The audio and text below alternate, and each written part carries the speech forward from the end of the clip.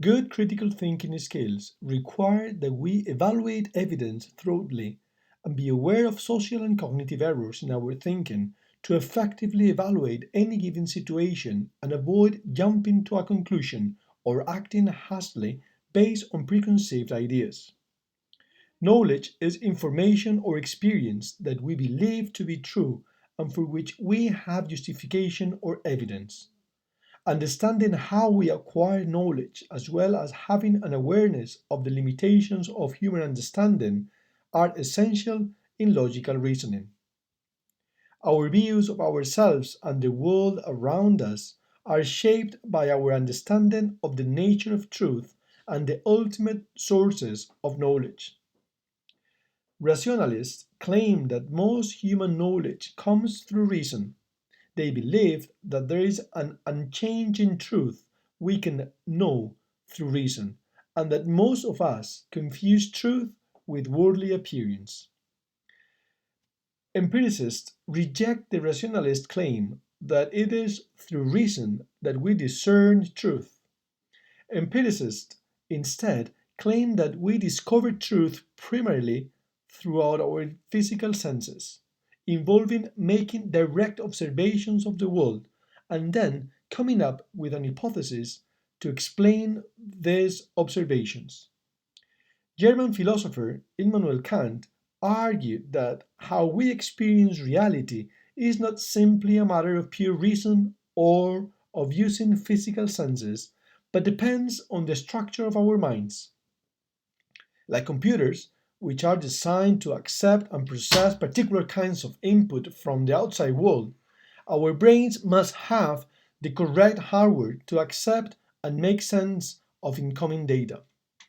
Most neurologists believe that, as did Kant, that we do not see reality directly as it is, but that instead our mind or brain provides structure and rules for processing incoming information. In other words, we interpret our experiences rather than directly perceiving the world out there. While our brain helps us make sense of the world, it also limits us. Because of the structure of our brains, we are also prone to certain perceptual and cognitive errors.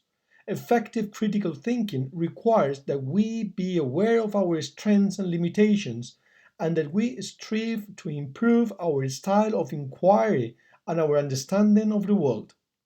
Because complete certainty is almost always an impossible goal, we need to learn how to assess evidence and to remain open to multiple perspectives. Evidence is something that tends to prove or disprove a particular view. In arguments, evidence is used as the grounds or premises for our belief in a particular conclusion. While analytical skills are essential in evaluating an argument, we first need to make sure the evidence on which we base our analysis is accurate and complete. Evidence can come from many different sources, some more reliable than others. Evidence can be based on information from other sources or on first hand experience. It is reasonable to use our experience as credible evidence for the claim, if it is not contradicted by other evidence. Like, Likewise, if a claim conflicts with our experience, then we have good reason to be suspicious of that claim. Learning how to evaluate the credibility and accuracy of evidence is a key skill in critical thinking. Effective critical thinking requires that we be willing to check the accuracy of our experience. As we noted earlier, our brains interpret rather than directly record sensory experience. Consequently, direct sensory experience is not infallible. Even though we may remember major events as though they were yesterday, these memories are not as stable as scientists once thought. A study done 4 years after the 1986 Challenger explosion found that many of the witnesses had dramatically altered their memories of the shuttle disaster. even to the point of saying things that have never happened. Language can also alter memories. This is particularly problematic when police inadvertently use leading questions that can bias a person's testimony or even alter the person's memories of an incident. The power of words to shape our reality is illustrated by how leading questions can alter eyewitnesses' perception of a particular event. In a study, participants were shown a film of a car accident. They were then asked one of the following questions about the speed of the car. How fast the cars going when they smashed each other? How fast were the cars going when they collided? How fast were the cars going when they bumped each other? How fast were the cars going when they hit each other? How fast were the cars going when they contacted each other? Their average responses were the following. For the question 1, 41 miles per hour. For the question 2, 40 miles per hour. Question 3, 38 miles per hour. Question 4, 35 miles per hour. Question 5, 32 miles per hour.